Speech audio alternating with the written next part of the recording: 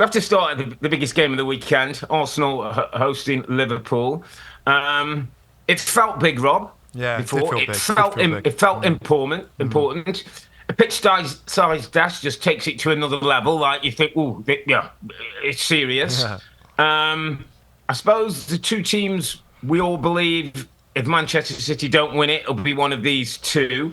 And so because of that, I thought a result for either is going to create a narrative, and a defeat for either is going to create a narrative. We got a draw, Rob, so maybe not sure the narrative's quite what we thought. Yeah, that's right. But I think we did learn things. I think that's what we were waiting for. We wanted to see how good Liverpool were after a brilliant start to the season, being top of the league table. Yeah. They played well. They won against Chelsea, but there was a few issues a little bit, and we learnt more stuff from Liverpool today, Rob. I thought it did feel big, didn't it? I think because of the league table situation, and if Liverpool had gone there and won, it'd be a 7-point gap, I think, from them, and then 6 points back to City. It ended up being a draw. Yeah. I guess the news, Rob, was Arsenal's issues, and there was good news there, and really, really important good news. Bukayo Saka was okay to start. Jurrien Timber was okay to start, and my goodness, that was important. Before the game, Rob, before I chuck it back over to you, we had a chat in the studio, of course, and I said, this feels like one of the biggest tests for Arteta that he's had since being at the club. The expectation of this season, the problems of injuries and suspension to Saliba, your best defender, and other injury problems, and playing Liverpool that are right there, that can go 7 points if they lose the game. I just thought it was a really important game for Arteta to get his players fired up. Yeah. And to be honest with you, going into the game, I wasn't sure whether it was... I feared a little bit for Arsenal, Rob, given Liverpool's kind of defensive strength and the way that they're playing, the confidence. But I got to say, I thought Arsenal were excellent, Rob, in terms of mentality and start and speed of game and making it difficult for Liverpool to play their football. They pressed them. Liverpool couldn't. Their football wasn't good enough. I just thought, just as a starting point of this conversation, mate, that Arsenal were right up for it. And Lee Dixon obviously knows Arsenal better than most people. And he said, I think they'll be up for it. I think they'll be on the front foot. I think it'll get the crowd going, and they did. I thought it was a good day for Arteta. I know they didn't win. Others out there might think that when they've got Liverpool like that they should find a way to win, to be champions. I just came away thinking, wow, that in not ideal circumstances, and I know that all teams have injuries, I know that, but in this game, at this time, against Liverpool, I thought they had a really good performance. I bet I go with you, and the thing that I saw from the week, Rob, was he was very bullish. Mikel Arteta after Europe, we'll be up for it, we'll be ready. It was almost like he knows this group. And what I thought, Rob, remember last week I said I thought Liverpool's know-how and maturity was of Chelsea. Yeah. I thought today was the first time for Arsenal at Fed Cup was. You could see the work and the development that's happened in that club over the last 2 or 3 years. Because I was like you, Rob. I thought, I've got to be honest, if I had to pick a winner, I would have possibly have just gone Liverpool. Yeah, I would have. I think the draw was probably the most obvious. But I think if I had to pick one, I just thought, like you say, defensively, the best back four in place.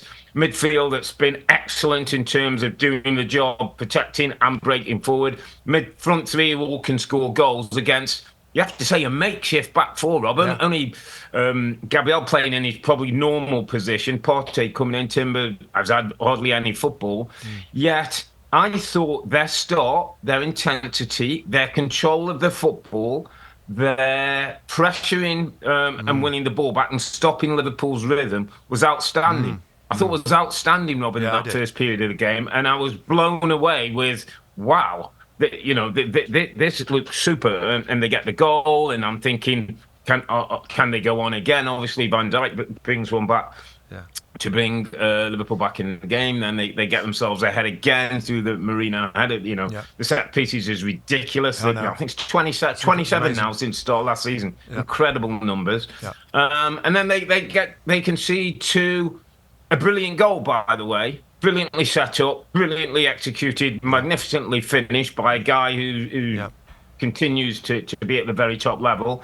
And I get the point, and Mikel Arteta, when he came to pitchside with John and Graham, he did a great job both on the call and pitchside though. To get where Arteta felt there was a period when their football might have just controlled the second half better, but he talked about what Liverpool did, how they went a bit more vertical, how the space in behind was exploited. So I sense to be a tinge of disappointment because they didn't get the win and they didn't control it as they like. But to be honest, Rob, with where they started, with what the team looked like, with who wasn't available, with the changes you had to make losing Gabriel, I think there was a lot for Arsenal to take. It's a point plus for me. It felt more than just the point.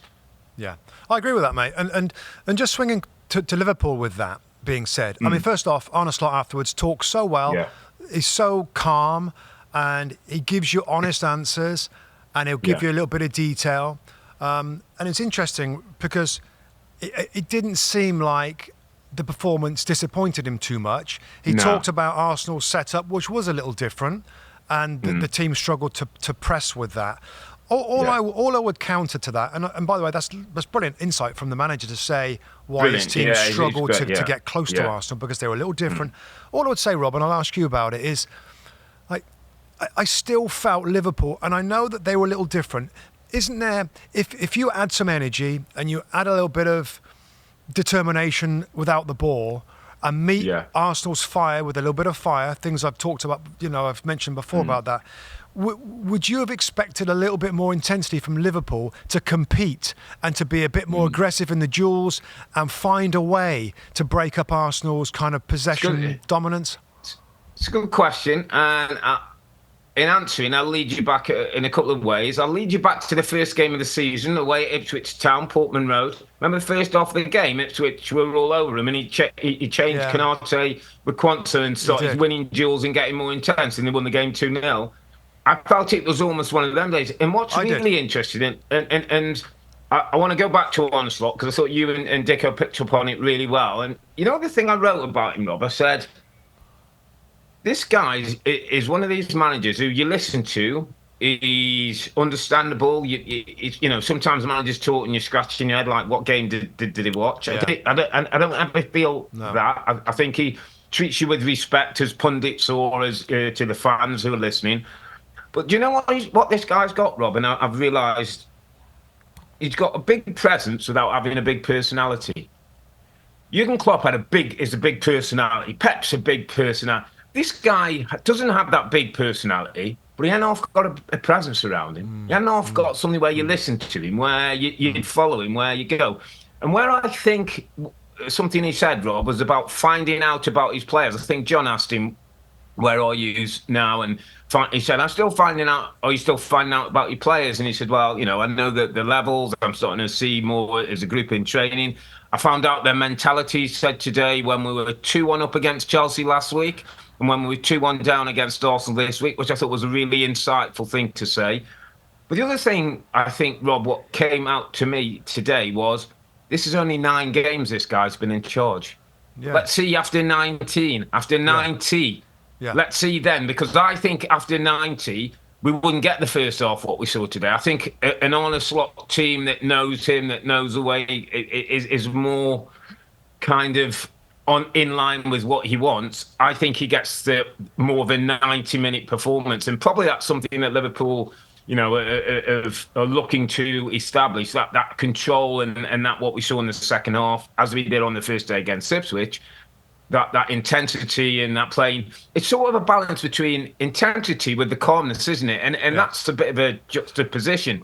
We used to get the craziness with Klopp and a little lack of control. This guy wants to control, but every now and then we need to turn the intensity up as well, because that's what makes him very special. Well, that's it. So that's the crux, isn't it? Right. So the detail of that is this: for Arsenal for Liverpool to have more success in the first half, it's either got to be one, be more intense without the ball and meet the fire with fire, or two, is what I tend to think he'd prefer is to get better with the ball, to get better to get better in possession. So when Arsenal do their intense thing and they press, the Liverpool pop it around, bump it, and they play around it. They play through it. I don't know whether this is ever going to be a Liverpool without the ball that's super intense, that's super strong, that as uses physicality. I get a sense that he wants it to be more intricate and he wants it to be more tactical. And that's going to be interesting, Rob, whether that's going to be effective over a 38-game season with different sorts of challenges, different sorts of teams where of course Liverpool and others are like, roll the sleeves up, all right boys, here we go, flat out, steamroller, run over teams. I don't think he's going to, well, I know he's not going to be like that, but is he going to be a little bit more like that? If there's a balance of that work ethic, that I don't know yet. Because you said right, Ipswich was similar, like, they're intense, okay. You have control a little bit. Where if it's a Klopp or a different, you're intense. Well, we're going to be intense because we want to have the ball.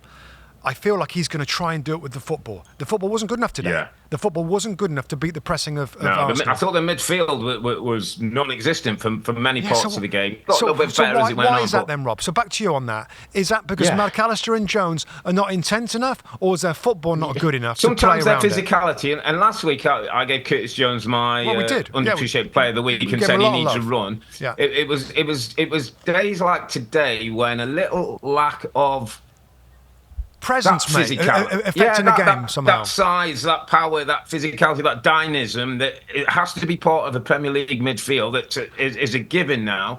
Every now and then, when their football's not quite on, that shows up. When their football's on, we don't see that because they're technically so good at keeping the ball and moving the ball quickly. But on a day like today, when it wasn't that day, then you see the lack of that ability to get around the pitch in decent areas and win duels, Rob, and win 50-50s and get on the ball and do the stuff. Just let's pick up some individuals, Rob. And I'll tell you what, who I thought was excellent, by the way. And this is a little sneaky, and it almost got my underappreciated. How about Thomas Partey at right back for Arsenal? Yeah, how about his game? How about his tackling, intercepting, and using the ball? And he's coming for criticism over the last 12 months, hasn't he, Partey? He's stepped up. His game has stepped up with the centre midfield. Yeah. He dropped into right back today. One of the changes that we're a bit. Good shout. I thought he was excellent today, Rob. And who else in there today? Havertz played in a different role. Trossard was kind of a 9, but a false 9. Lots of rotations, weren't they, down the side? He was coming wide. Saka and Martinelli often coming in field. And what about Saka, mate? What a little diamond. He hadn't played for 2.5 weeks. He's got a muscle injury. He's straight back in, and you can rely on him, and he scores a brilliant goal. Gave Robbo a tough time. Right. Brilliant goal. Captain of the football club. 50 Premier League goals, mate. He's 23 years of age. He's got 50 Premier League goals. An incredible number. Andy Robertson, is he starting to become a player in the team that might be upgraded in the next year or so? And I don't want to be horrible because he's been a brilliant. But he hasn't played all the time. It makes it harder, Rob, because of who he is and the fire in his belly and the tenacity with which he plays. And I'll never forget Andy Robertson coming in on the 4 post away at Aston Villa about 3 seasons ago when Liverpool, I think, won the title to score ahead of late on. It was like, this guy's, just gives everything for this year. And that's why it makes it harder. But, if you're looking and saying, I said this is Liverpool, I think that the grade A back 4 today, Trent, Konate, Virgil van Dijk and Robertson. I think people are starting to say if there's one side will attack, and fair play to Trent, he's picked up his defensive game better. Well, I didn't think he was brilliant today. He played a magnificent ball for the second goal. But, I tend to feel as though teams are feeling that left side is an area that can be attacked more than the right now. And that is a shame. But it is also the consequence, Rob, of a top 6 team that wants to win something. And at times, big decisions have to be made. Now, I'm not saying right now, get Robertson out and thing. But I would think over the next year to 18 months, we might start to see a transition to somebody. So in summarising, mate, and by the way, you look at the game today, 2 set-piece goals and 2 goals from their star right wingers in Saka wide players, so very similar in terms of that. I think, big picture takeaway for me is I liked Arsenal's fight today. I don't know. I thought it was going to be a tougher game for them than it really was. Do you think Arsenal will definitely finish above Liverpool on the league table? Because, you know, before today, I was like, oh, you know what, Liverpool, we don't really know how. But I just thought that was good today. I'm a bit more with you. I liked what I saw, and I kind of go back to, I think, the 2 or 3 years of working with the manager and knowing him and understanding came to the fore today. And because of that, because of, you know, they were short today of players, and, you know, the Saliba thing, like, you know, when he didn't play before, like, Saliba doesn't play, they can't win. Record, I liked what I saw. And I think the biggest thing I could say that I think Arteta will be disappointed not to have won that game. Absolutely. Which is a real step in the right direction. So I thought it was a brilliant game of football, though, mate, to be honest. I was sitting there watching it live. Could have gone on forever, but no, fair result in the end. We'll see if Arne Slot can keep pushing Liverpool, and we'll see if Mikel Arteta, you know. And at the end of the day, those two have also got to be mindful that it's those above it, that one above them, isn't it, that they're both chasing, really. That's their standard bearer. Just final point, Rob, just thinking about it before we move on. You know, the Gabriel injury is a concern. You lose him, Kiwior comes on, and I think Kiwior could have done a better job with that goal that he misjudged. He's a bit of a worry defensively, Rob. He makes mistakes. He makes mistakes. So I don't feel as secure with him in the team. Obviously, Calafiori and obviously Saliba have come back. But Hi there, I'm Rebecca Lowe, studio host of NBC's coverage of the Premier League. Don't forget to hit subscribe to watch more videos all season long. And if you want even more Premier League content, from original series to live matches, head over to Peacock.